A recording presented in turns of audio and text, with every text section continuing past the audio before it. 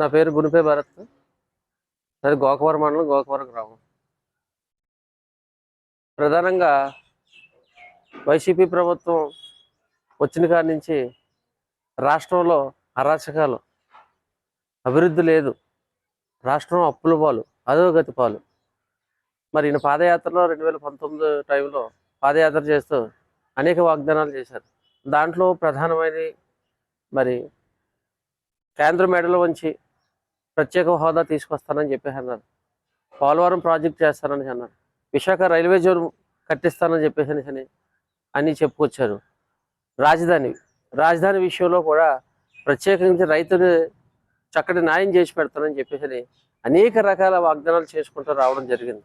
అది కాకుండా BC, OC, SC reservation ప్రాతిపదికన మహిళలకు పెద్దపీట వేస్తారని చెప్పేసి అన్నారు. అవి కాక మైనర్స్ ప్రాబ్లమ్స్ దగ్గరికి వస్తే మరి అనేక ప్రజలకు నిత్యావసర వస్తువుల దగ్గర నుంచి ఒక కరెంట్ అవ్వచ్చు, బస్ ఛార్జీలు అవ్వచ్చు, గ్యాస్ రేట్లు అవ్వచ్చు, అనేక రకంగా పెంచుకుంటూ పోయారు. సంక్షేమ పథకాల పేరుతో ఆయన ఓటు బ్యాంకు రాజకీయం మీద వెళ్ళారు తప్ప ఎట్టి పరిస్థితుల్లోని కూడా సంక్షేమం అంటే అభివృద్ధి చూపిస్తూ సంక్షేమంలోకి వెళ్ళాలి. రాష్ట్రానికి అభివృద్ధి లేదు, కానీ అప్పులు చేసేసి లక్షల కోట్ల అప్పులు చేసేసి జనాలకు పంచిపెట్టడం వల్ల తిరిగి మళ్ళీ ఇది ఎవరికీ తెలియకుండా ముందు ఈత పిక్క పెట్టి వెనకాల తాటి పిక్కలు లాగుతున్నాడు. ఇది మూలలో ఉన్నటువంటి ముసలమ్మ కూడా, నిశానురాలైనటువంటి ముసలమ్మను కూడా గ్రహించడం జరిగింది. అదే కాకుండా ఈ మధ్యన మీటింగ్లో కూడా అర్జున్ని పూర్తిగా మేనిఫెస్టో నేను చెప్పినవన్నీ నెరవేర్చేశాను, నేను అర్జునులాంటి బైబిల్ గురించి, ఖురాన్ గురించి, ఇది భగవద్గీత గురించి కూడా చెప్పి సెంటిమెంట్ డైలాగులతో నా అక్క చెల్లెమ్మలు గట్టని చెప్పేసి మరొకసారి మోసం చేయడం చూస్తున్నారు. అక్క చెల్లెమ్మలని అన్నాను. సొంత చెల్లిని తెలంగాణ తగిలేశాడు, ఇప్పుడు ఆంధ్రాలో తగిలేశాడు. అలాగే తల్లిని కూడా గౌరవించలేదు. అదే కాకుండా ప్రధానంగా సొంత చిన్నాన్న చనిపోతే ఈయన ముఖ్యమంత్రి అయ్యి ఉండి ఎవరైతే కారకులైనటువంటి ముద్దాయిలు ఉన్నారో సీరియస్గా దాని మీద సిబిఐ ఎంక్వైరీ చేసి ఎవరిని అరెస్ట్ చేస్తున్నా సరే ఇతను వెనకాల ఉండి ఆ అరెస్ట్కి నిలుపుదల చేసేసి కొన్ని విషయాలు బయటకు రాకుండా చేస్తున్నాడు. ఇంత అరాజకమైనటువంటి సీఎం దేశం మొత్తం మీద ఎక్కడా లేరు. అయినా సరే ఏ రకం కూడా సిగ్గు లజ్జ లేకుండా ఈ ముఖ్యమంత్రి గారు మరొకసారి మాయ మాటలతో, గారెడీతో, బూటకు మాటలతో మళ్ళీ ఓట్లు వేయించుకోవాలన్న ఉద్దేశంతో మళ్ళీ రెండో రకం నాటకం మొదలెట్టారు. ఇది ప్రజలందరూ గ్రహిస్తున్నారు. ప్రధానంగా దళితులకు పెద్దపీట వేశారని చెప్పేసి అంటున్నారు.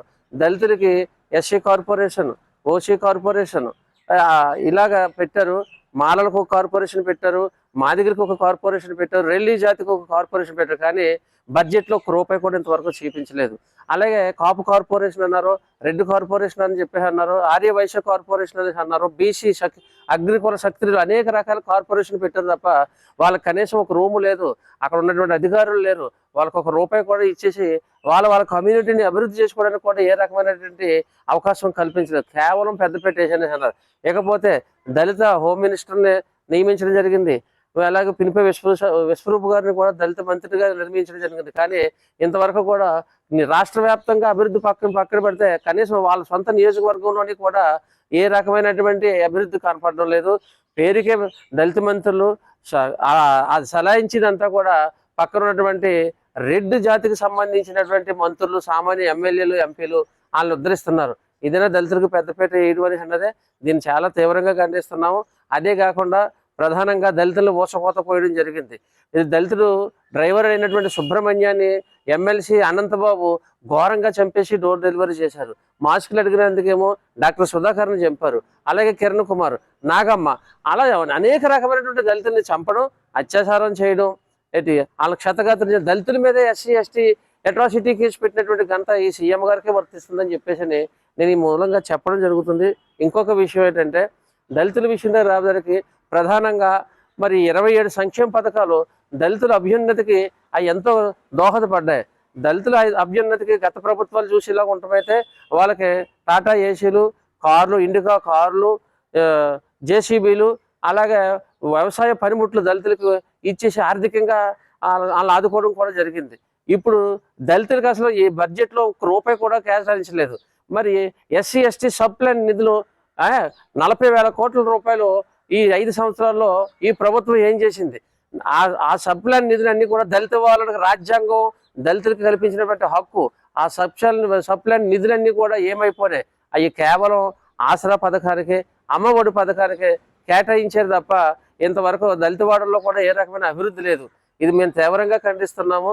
ఇక మరొకసారి మళ్ళీ సెంటిమెంట్లు డైలాగులతో దళితులు నా మేనమావులని ఇంకోటి అని చెప్పేసి మరొకసారి గారడి మొదలెడుతున్నారు. ప్రజలందరూ గ్రహించేశారు. ఇక ఈ సీఎం గారికి శర్మగీతం పాడవలసిందే. ఈయన సిద్ధం అంటున్నాడు. మరి అని ఒక ప్రోగ్రాం కూడా పెట్టాడు. ఈయన త్వరలోనే సిద్ధపడి ఇంటికి వెళ్ళిపోతారని చెప్పేసి మేమైతే అనుకుంటున్నాం. Thank you. నా పేరు సైతన్ రాంబాబు అండి. ఆంధ్ర రాష్ట్ర ప్రజలందరికీ నా నమస్కారాలు. మాది రాజానగరం నియోజకవర్గం, రాజానగరం మండలం, రాజానగరం గ్రామం నుంచి మాట్లాడుతున్నానండి. ఈరోజు వైసీపీ వాళ్ళు మేము అది చేసాం, ఇది చేసాం, అభివృద్ధి చేసాం, 170కి 175 ఖచ్చితం అని చెప్తున్నారు. ఆ 170కి 175 ఖచ్చితం అన్న మాటకి దానికి తగ్గ అభివృద్ధి కూడా కనిపించలేని పరిస్థితి. మా నియోజకవర్గంలోనే కాదు, అన్ని నియోజకవర్గాల్లో కూడా ఎక్కడా పూర్తిగా అభివృద్ధి చెందని పరిపాలన ఏదన్నా ఉంటే ఈ ఒక్క వైఎస్ఆర్ పరిపాలన మాత్రమే. అది ఖచ్చితంగా చెప్పచ్చు. ఒక రోడ్ల విషయంలో అవచ్చు, సిపిఎం రద్దు అవ్వచ్చు, లేకపోతే నవరత్నాల పథకాలు పూర్తిగా ప్రజలకు చేరే విధానంలో పూర్తిగా విఫలమైన, ప్రతి ఇచ్చిన హామీ పూర్తిగా విఫలమైన మన పార్టీ ఏదైనా ఉంటే అది పూర్తిగా వైఎస్ఆర్సీపీ పార్టీ అండి. ఖచ్చితంగా 175కి 175 కదా. ఖచ్చితం నాకు తెలిసి మేము ఈ పరిపాలన చూసిన ప్రజలుగా మేము ఖచ్చితంగా చెప్పేదంటే ఒక 20-25 సీట్లు మాత్రం ఖచ్చితంగా తెచ్చుకోగలరు. ఉన్న సీట్లు అయితే ఆ పార్టీ ఆశించక్కర్లేదు. ఇక్కడ పూర్తిగా అభివృద్ధి ఏ ప్రాంతంలోని, ఏ ఊర్లోని, ఏ నియోజకవర్గంలో కూడా ఫుల్ వ్యక్తిగా చేయలేని పరిస్థితి. ఖచ్చితంగా పరిపాలన అయితే చాలా బాగలేదు సార్. భయభ్రాంతులు పెట్టి రాజకీయం చేస్తున్నారు సార్. ఖచ్చితంగా ప్రజలు కూడా పూర్తిగా భయభ్రాంతులు చేసి రాజకీయం చేస్తున్నారు. భయం పెట్టే పరిపాలన చేస్తున్నారు, హెచ్చరించే పరిపాలన చేస్తున్నారు. ఏదైనా అంటే నీకు ఇళ్ల పట్టాలు రాకుండా ఆపేస్తాము, లేదా మీకు పెన్షన్లు ఆపేస్తాము, గవర్నమెంట్ స్కీములు ఆపేస్తాము. అది వద్దండి ప్రజలకి. మీరు ఖచ్చితంగా ప్రజలకి హామీ ఇవ్వండి, మంచి పరిపాలన అందించండి, మంచి భరోసా ఇవ్వండి. ప్రజలందరికీ ధైర్యం చెప్పి మీరు వద్దన్నా మీకే ఓటేస్తామన్నా ధీమాని, ధైర్యాన్ని ఇస్తే ప్రజలు మిమ్మల్ని ఖచ్చితంగా కోరుకుంటారు. అన్ని విషయంలో మీరు పూర్తిగా విఫలమై ఉన్నారు ఖచ్చితంగా. అందు గురించి మీకు 175 కాదు కదా, ఖచ్చితంగా 20 నుంచి 25 వరకు వస్తాయని మేము అనుకుంటున్నాం. ఖచ్చితంగా మా నియోజకవర్గంలో ఒక ప్రజలుగా నేను చూసిన ఒక ఓటర్గా నేను చెప్తున్నాను సార్. ఖచ్చితంగా మాకు ఇక్కడ పూర్తిగా బలమైన నాయకుడు వచ్చాడు సార్. రాజానగరానికి నిజమైన నాయకుడు, బలమైన నాయకుడు. ఏమీ ఆశించకుండా ప్రజలకి ఏ అధికారం లేకుండా ప్రజలకి మంచి చేసే పరిపాలన అందించే ఒక నాయకుడు వచ్చాడు సార్. ఆ నాయకుడు ఎవరో కాదండి, బొత్తుల బలరామకృష్ణ గారు, బొత్తుల వెంకటలక్ష్మి గారు అండి.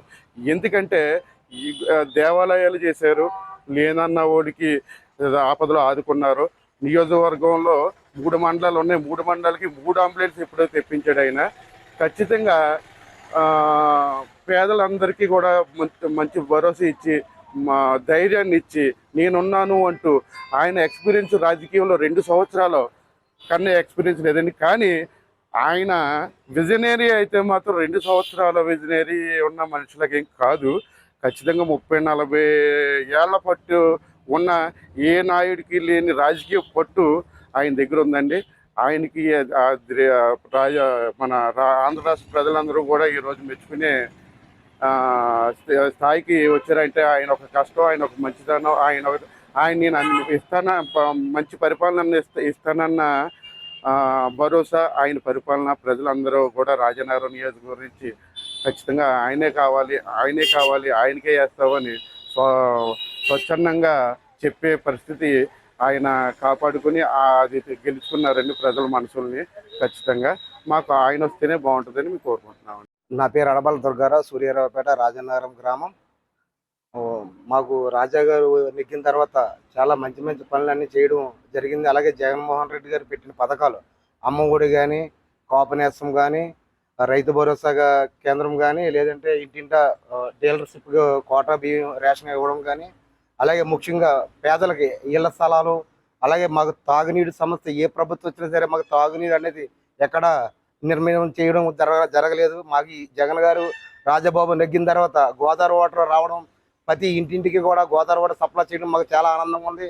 అలాగే ఎక్కడ చూసినా రోడ్లు కానీ, డ్రైన్లు కానీ చాలా అందంగా చక్కగా సరిదిద్ది ఇంకా ఈ మన రాజనగరం నియోజకవర్గంలో మళ్ళీ రాజాబాబు నెగితే ఇంకా పనులు ఇంకా సక్రమంగా చేస్తాడని మీ అందరం కూడా రాజా గారు పైన జగన్ గారు రావాలని మరీ మరీ కోరుకుంటున్నాం. అలాగే నాడు నేడు స్కూళ్ళు, జగనన్న గోరుముద్ద, అలాగే పిల్లలకి ట్యాబులు ఇవ్వడం కూడా చాలా ఆనందంగా ఉంది. అలాగే మన ప్రైవేట్ స్కూల్లో చదివించే పిల్లలందరూ కూడా మన గవర్నమెంట్ స్కూల్లో వేసి పిల్లలు కూడా చాలా నీట్గా చదవడం, ఒక డ్రెస్ మెయింటెనెన్స్ కానీ, ఆ షూస్ కానీ, పిల్లలకి బ్యాగులు కానీ చాలా చక్కగా సరిదిద్దుతున్నారు జగన్మోహన్ రెడ్డి గారు. అలాగే మళ్ళీ కూడా మేము జగన్ గారు రావాలని ఎంతో కృషి చేస్తా నా వంతు నేను నా గ్రామంలో పట్టు ప్రతి ఒక్కరు కూడా రాజాబాబుకి చెయ్యాలి, జగన్ గారు చెయ్యాలని చెప్పి నేను నా వంతు సహాయం చేస్తానని చెప్పి మరీ కోరుకుంటున్నాను. అలాగే ముఖ్యంగా వాలంటీర్ల గురించి చెప్పాలి. గత ప్రభుత్వంలో ఇప్పుడు కూడా జరగనటువంటి మన వాలంటీర్ అవ్వల తాతలకు పొద్దున్నే 1వ తారీఖు నాడు పొద్దుడే తలుపు తట్టి పెన్షన్లు ఇవ్వడం చాలా ఆనందంగా ఉన్నది. ఒకసారి క్లోజ్ చేయండి. అలాగే గత ప్రభుత్వంలో మనకి ఏమన్నా గవర్నమెంట్ నుంచి ఏ పనులు కావాలన్నా సరే మనం గవర్నమెంట్ ఆఫీసు చుట్టూ తిరగవలసి వచ్చేది. ఇప్పుడు మనకు అవసరం లేకుండా ఇంటింటికి వచ్చి మనకి ఏ పని కావాలి, ఒక ఆధార్ కార్డు కావాలా, లేకపోతే ఒక రేషన్ కార్డు కావాలా, లేదంటే ఏదైనా సమస్య ఉంటే మనకు చెప్పుకోవడానికి ఇంటింటి వాలంటీర్లు వచ్చి మనకి పని చేయడం ఎంతో ఆనందంగా ఉంది. అందువల్ల మళ్ళీ జగన్ గారు రావాలి, ఇక్కడ మా జగ్గంపూడి రాజా రావాలి. అంతేగాని ఆడొస్తాడు ఈడొస్తాడు ఆలు గడిసేలు ఈడు గడిసేలు అంటే ఎవ్వడో రాడు. కంపల్సరిగా 50,000 మెజార్టీతో మా జగ్గంపూడి రాజాబాబు